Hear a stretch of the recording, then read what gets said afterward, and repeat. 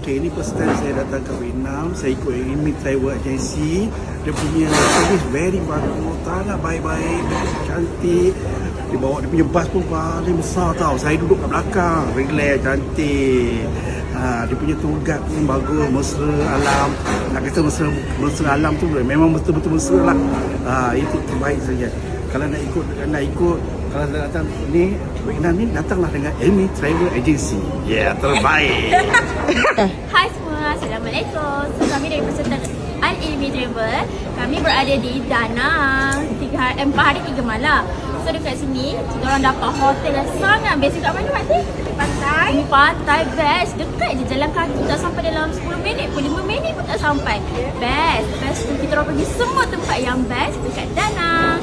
Yang paling best korang kena pergi dekat Banahi, kita orang naik Alban Coaster. Best. Di Danang korang pergi dengan Al-Ilmi Travel.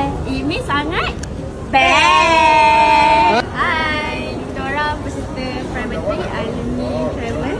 Kita orang pergi mana teh? Vietnam. Danang 4 hari.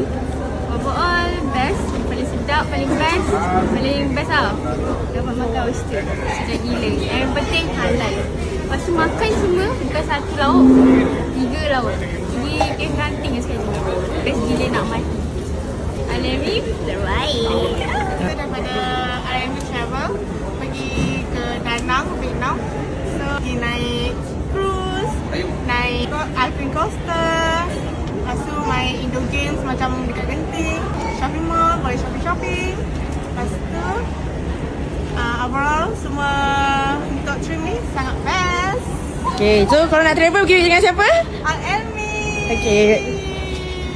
Dah. Mantap.